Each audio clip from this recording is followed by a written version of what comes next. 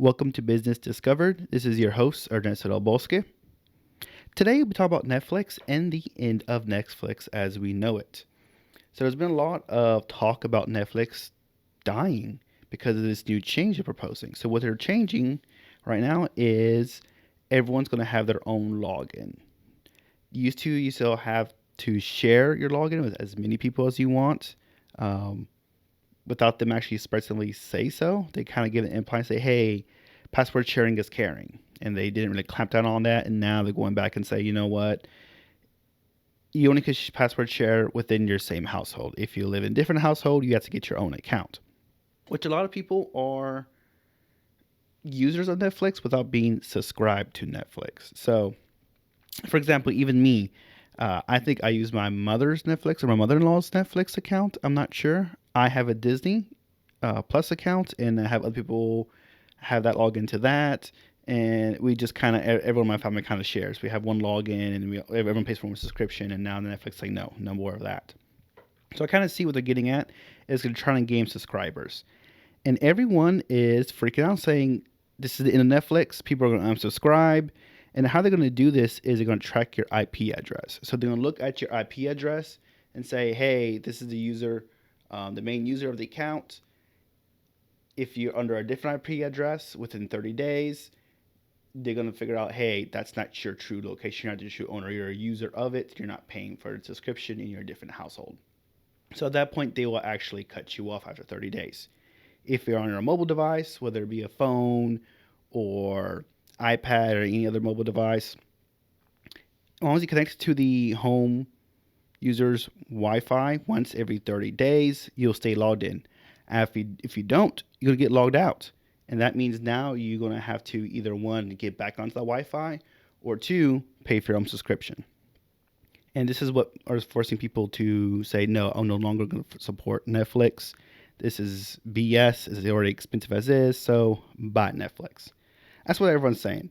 But there is a large portion of Netflix subscribers, or users, should I say, who are not subscribed. So there's a big argument that, hey, yes, they're going to lose some subscribers, but most people are not going to unsubscribe because they love it. Maybe a little upset with the company, but they're going to gain more people than they would lose.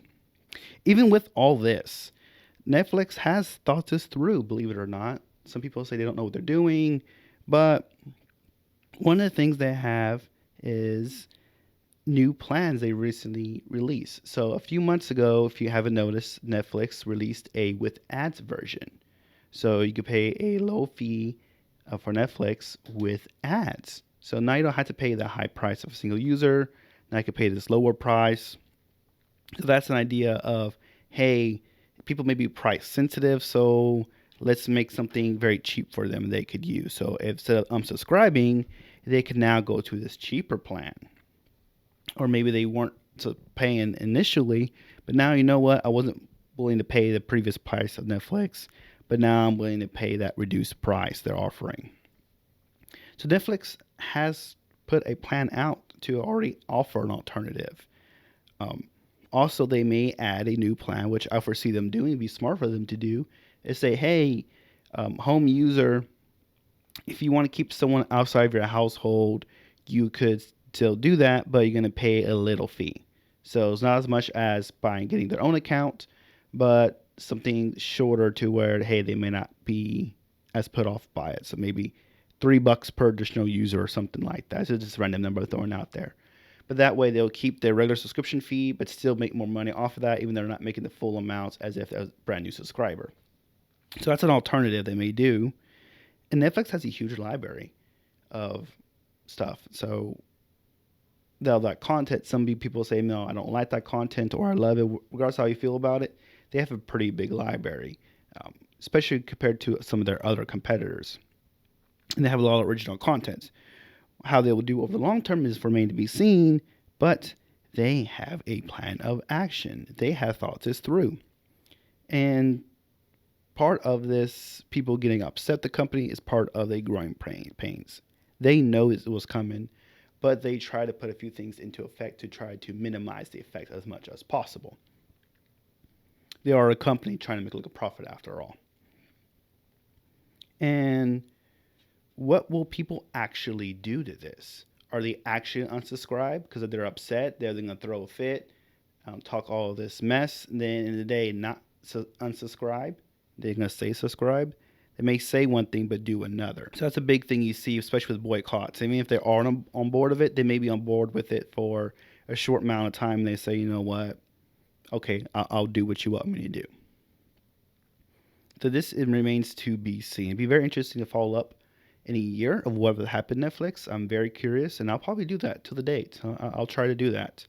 And the last thing is they have already done this in other countries. Not a large amount of countries, but a few countries that they went out and they did a test market on this. They enacted it. They wanted to see if they could actually enforce their rules, try to work out some of the bugs with this new proposed system, and it worked. They were able to get more subscribers in those countries. They were able to increase their profits, and they're able to actually enforce this and kind of work out some of the bugs with that. So it's not like they went in this blind. They had a test market already. So Netflix says, hey, it worked in these countries.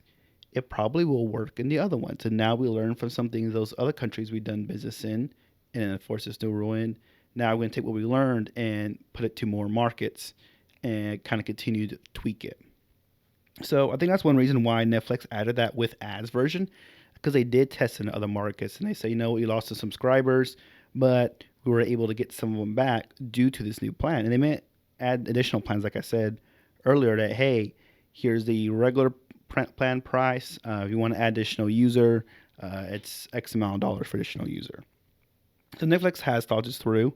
I don't think it's the end of Netflix, but it is going to be some growing pains associated with it. But at the end of the day, I think they're going to do it. Whether you agree with the price increase or not, I think they'll be all right overall.